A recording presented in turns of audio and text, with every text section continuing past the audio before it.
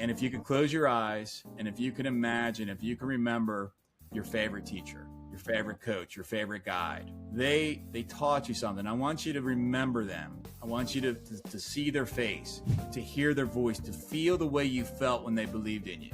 Now, picture that person. I want you to have that person. I want you to have them in your mind.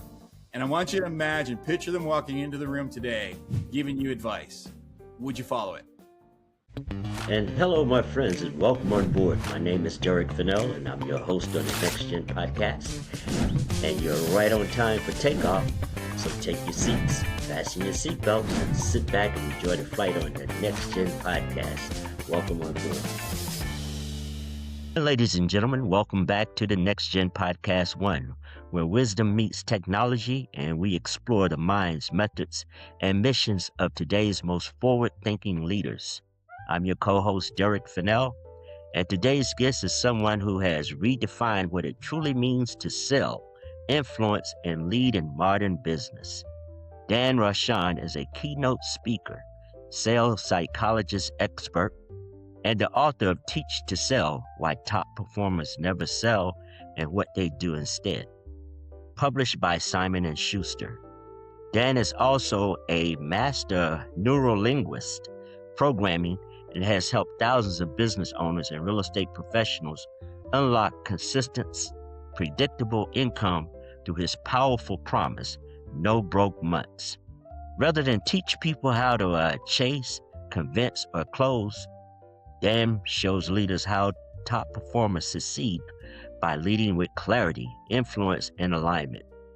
And today we're going to explore what it truly means to shift from selling to leading, and how that transformation changes not just your income, but your identity as a professional. So Dan, welcome to the NextGen Podcast One. How are you today, sir? Derrick, thank you for the introduction. I love that, we put neurolinguistic programming in there just to mess with the host, because every single time that I observe somebody pronounce that, it's always sort of jumbled a little bit. And I want to give you kudos because you nailed that, right? You nailed that. I think we just put that in there just to mess with people. But Derrick, it's a pleasure to be here today. Thank you, Dan, and thank you for joining us. Okay, so Dan, your message challenges the very foundation of traditional sales. What experiences first made you question the idea that success comes from selling harder? Sure. I have a word. The word that I have is suck. So I had a choice early in my career that I could have a business that sucked, or a business that could grow and inspire and help people solve their problems, help people achieve their dreams and their goals. And it was really just understanding that I can approach this as somebody who is begging for business, or I can approach this as somebody who's a leader in business. And initially, when I started in sales, I've been in sales most of my life, but when I started in real estate sales, specifically around 20 years ago, what I was doing was I was chasing business. I was begging, I was pleading, I was anybody that can listen to me, please give me your business. And that sucked. And so I figured the opposite of suck was something else. And that's where I discovered how to teach to sell. Okay. Well, that's yeah, man, I hate sucking too, you know?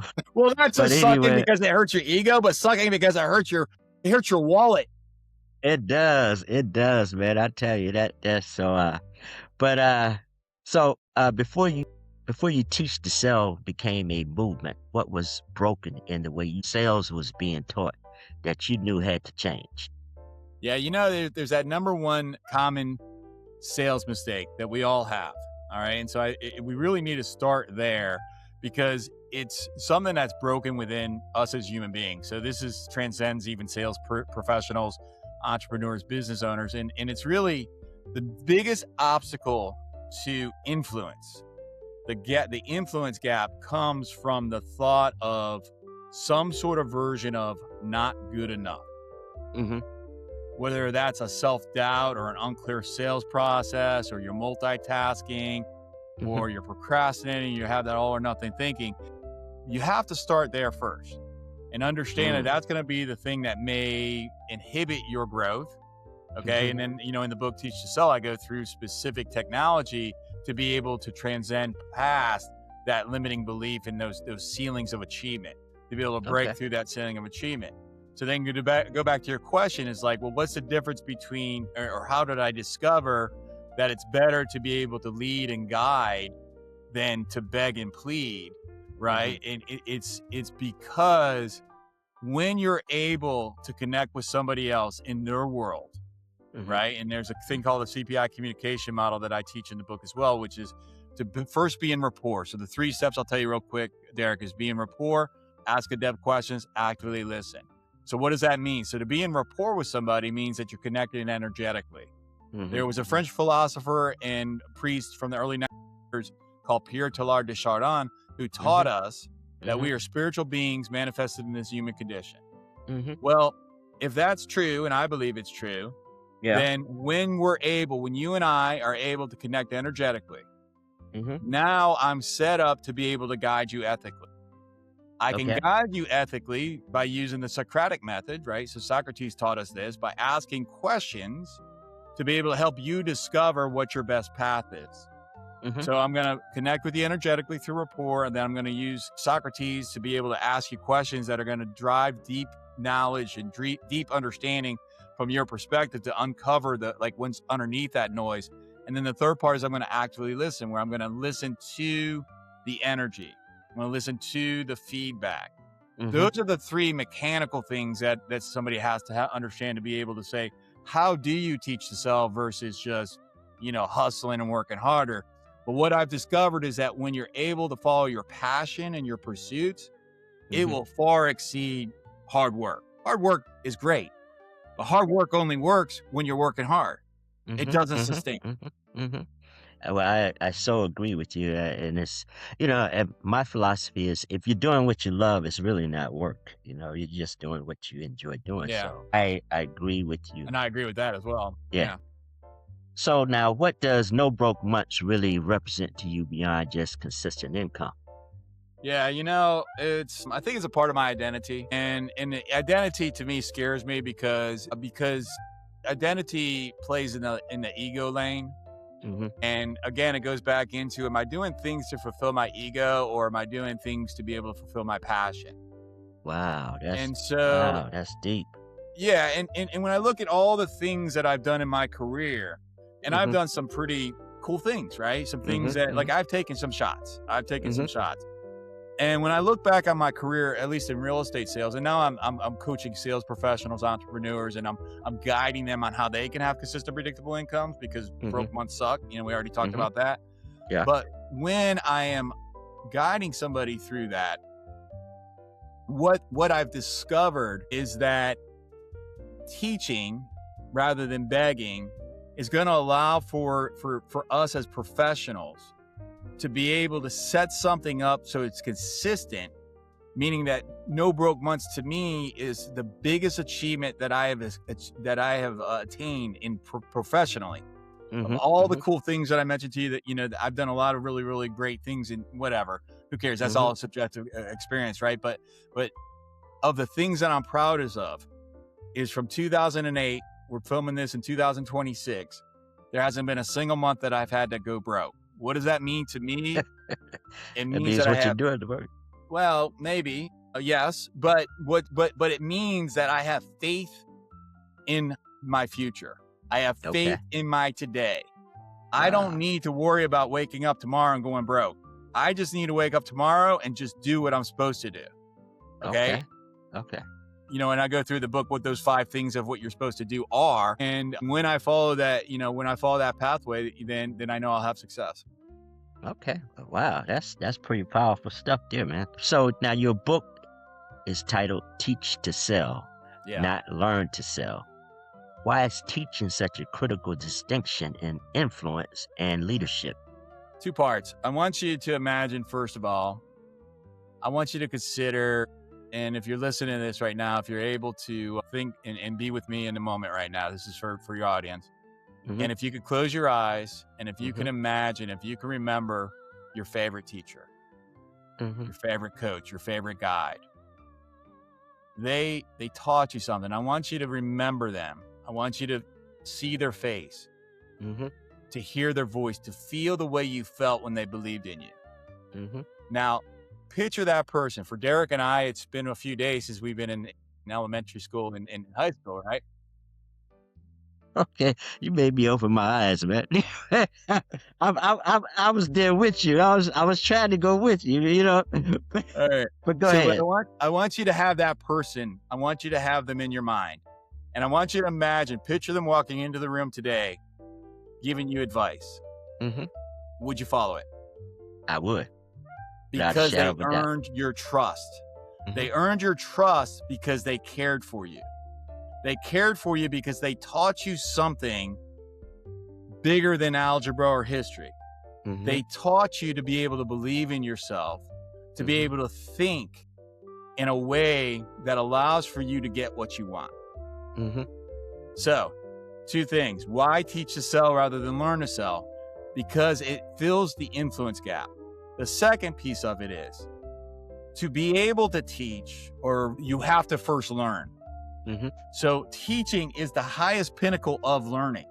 Mm-hmm. So to be able to position yourself to be a teach to sell advocate, to implement teach to sell, you have to learn first. When I once upon a time, I owned a real estate brokerage, and I bought that brokerage 18 months after I got my real estate license. Mm-hmm. And when I bought the brokerage, again, 18 months as an agent, I had some experience and I had some success, but I didn't have enough. Right, so what did I do? I started to teach real estate agents to get their license. Mm-hmm. Now I'm a natural teacher. I love doing that, but that's not a subject that I am inclined to be attracted to, because it's about legal law, about legal things. It's about ethics, which, obviously this is all just basic stuff to me, ethics and fair housing and all this stuff, contracts. And I taught it for 8 years. I taught it for 8 years because I knew if I'm going to lead others, that I need to have the greatest knowledge myself, at least the best knowledge that I could possibly have. Mm-hmm. For me to be able to develop that greatest knowledge, I discovered teach to sell, right? Because now for me to understand how to be a broker owner at the time, I sold that brokerage in 2018, but at the time, it allowed for me to lean into the things that I was weak at and learn them at an elite level. Mm-hmm. So it's like, I hate to do this. I don't want to do this. It's not my skill set. That's all negative talk, by the way, but it may be true. Mm-hmm. And I want to be able to be an expert at this. How can I be an expert? Mm-hmm. Have enough knowledge that you can be the guy or the gal in front of the room and teach others. Now, guess what? Now I've learned to the highest pinnacle. Wow. That's awesome, man. That's a great philosophy there. Thank you. Now you say top performers don't sell, they lead. Now, what does that look like in a real world business conversation? Sure. So one of the things that I advise is, no matter what your profession is, your insurance sales, your real estate sales, like I've been for many, many years, your plumbing sales, whatever the case may be, what I want you to do is I want you to, as you go through the processes, I want you to notice when you get objections. I want you to notice when you get things that don't go well. Mm-hmm. And as you notice that, recognize that it's feedback. Now, most business owners, entrepreneurs, salespeople, what they do is they fix fires all day, right? And it's like something breaks or you get an objection, you fix it, you move on to the next. I'm going to ask for you to do a second step. I'm going to ask for you to slow down for a second and notice, wait, that just happened. That is feedback. Mm-hmm. Then take that feedback that you've received, and in your next client that you consult, use that feedback to prevent predictable problems. Mm-hmm. I'll give you an example. In real estate sales, for example, a home inspection, and many of your audience has bought or sold a home, or at least they've known of somebody that bought or sold a home. So like you can understand this. There's a home inspection when you buy a home that happens around 5 days after you buy. Mm-hmm. What happens at that point in the negotiation is emotions override logic. Mm-hmm. And you can potentially have an argument between a buyer and a seller, over a $20 fix, not because it makes any sense, but because one feels they're getting screwed by the other. That's all emotion. Mm-hmm. So because I had that experience early in my career, I added that to my repertoire of communication and consultation up front, where I would say to them, Derrick, here's what's going to happen in the process. You're going to go through this home inspection 5 days after we go under contract. There's going to be a lot of emotions. You're going to be tossing and turning. You're going to be second guessing yourself. Your sister's going to be calling you an idiot for buying in this marketplace with the interest rates where they are. You're going to get a text from her. All this stuff that's predictable, it's going to happen. And when we get to that position, what we want to do is we want to make sure that we're using common sense. Does that make sense, Derrick? Yes. So there's an example of how to use teach to sell in business, right? And of course, that's one niche, but you can take that and apply it to your own niche. So how I learned that was, again, by doing the first thing I said was I noticed I got kickback on this. I got pushback, or I learned that there was one or two times early in my career where you had people emotionally arguing over $20. It's like, well, that's a $500,000 transaction. Get over it. It's $20. I'll pay for it. Move on.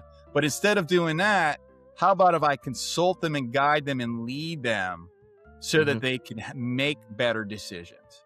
Okay. Then when we get to that point in time, now, instead of me being reactive, I can reflect back to what we've already agreed on. So a lot of times what I've noticed is that people actually go through the steps, they just go out of order. So instead of dealing with a situation after it happens where you don't have trust, people think you're just trying to get a sale. I could say the same thing to you after that, that emotional thing happens in the home inspection, for the example, the day after, and I don't have the trust.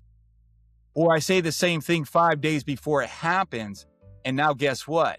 Now it's like you're Nostradamus and you predicted the future, and now that trust is there, and now you can then guide them. Wow. Okay. Wow. That's pretty.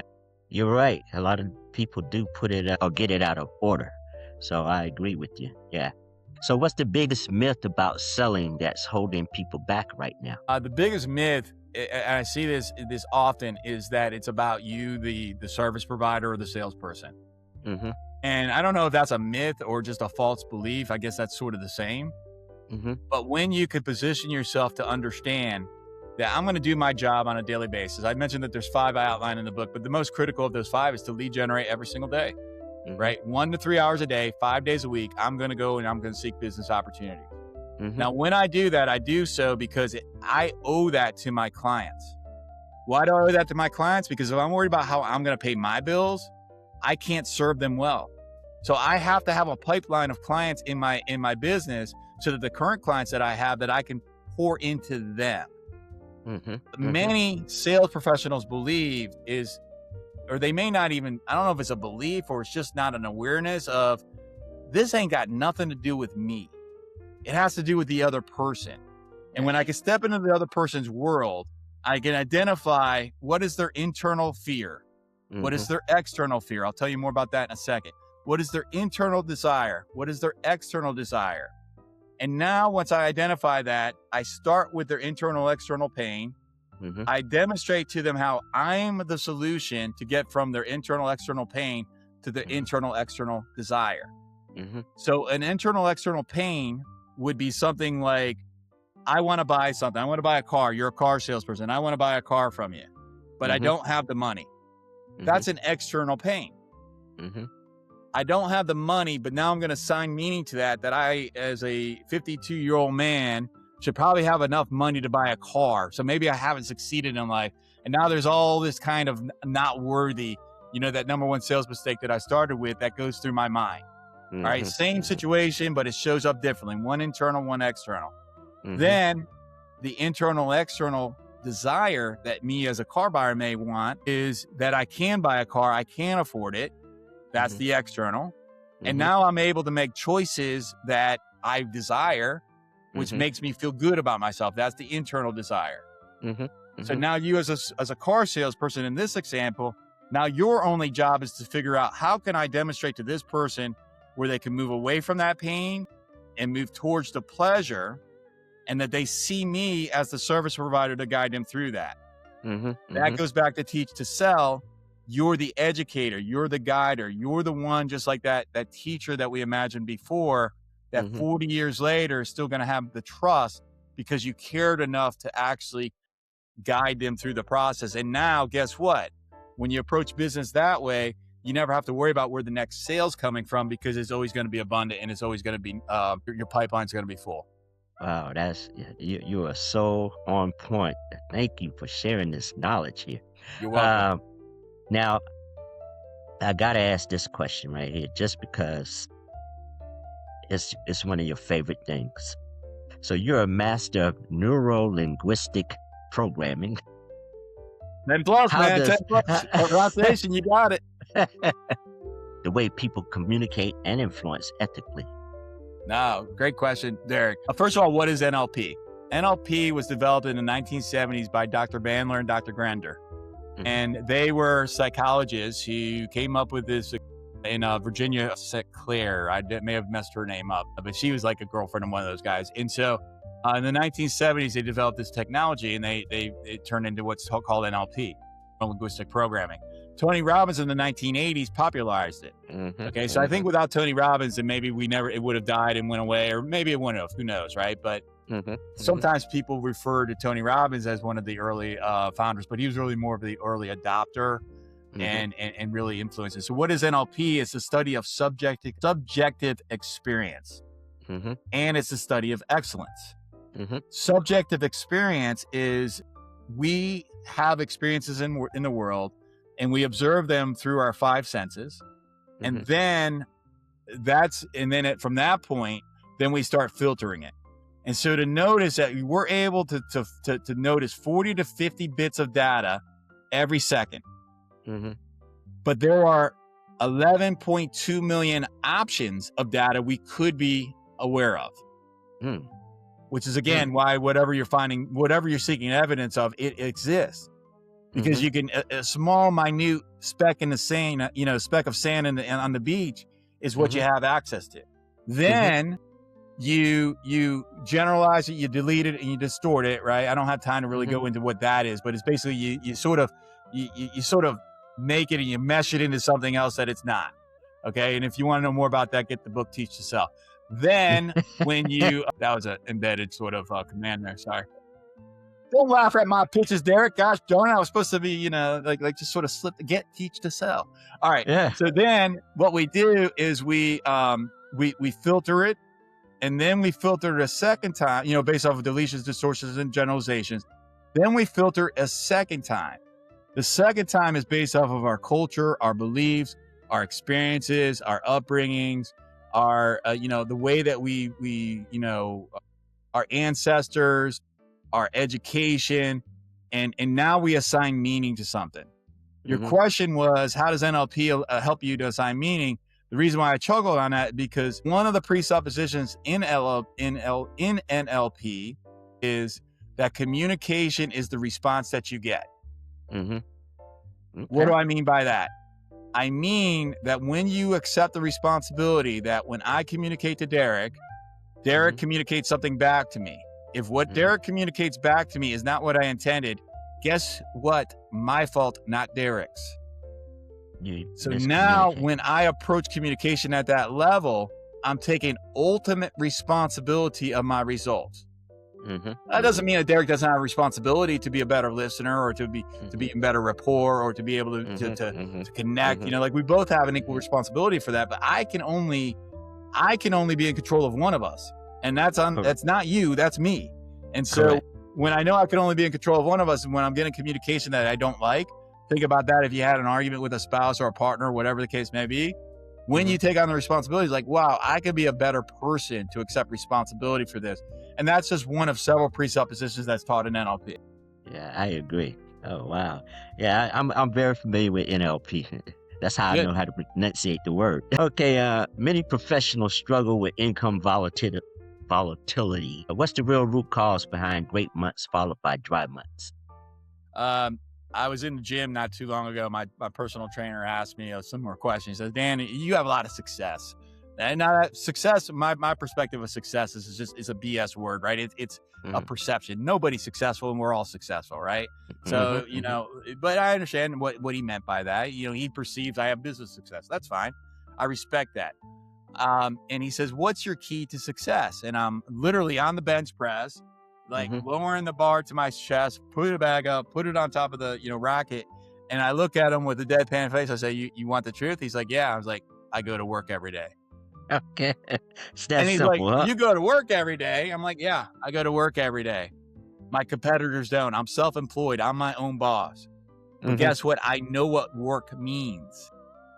Work does not mean going on Canva and figuring out, unless you're in that business and figuring out how to design your website or design your business cards or design whatever. There's a million and one things that you could do in business, but only 5 that generate income. I'll tell you what those 5 are. I've teased it a few times. There's 5 activities that generate income. So it's to lead generate, convert people to meet with you, to go on the appointments for the purpose to get hired, to negotiate and make offers, and then finally to practice your script and role play. Those are the 5 things that you make money. Everything else may be necessary. What was that last one again? Money. Practice what you're going to say and how you're going to say it. And oh, by the way, that feeds back into the CPI communication model because it allows for me to be in rapport with people and allows for me to actively listen. So I don't have to worry about how I'm going to handle objection. I know how to handle it before it happens. And then I proactively address it. So those are the 5 things in your business. I'm going to give you 5 things working on your business. Okay. And then I'll wrap it all up. And then I'm sure we'll be wrapping up soon. But I do have one question. Okay, go for it. What does the future of selling look like as AI, automation, and digital platforms expand? Can we put a hold on that for 1 second, Derrick? And I'll get back to that question.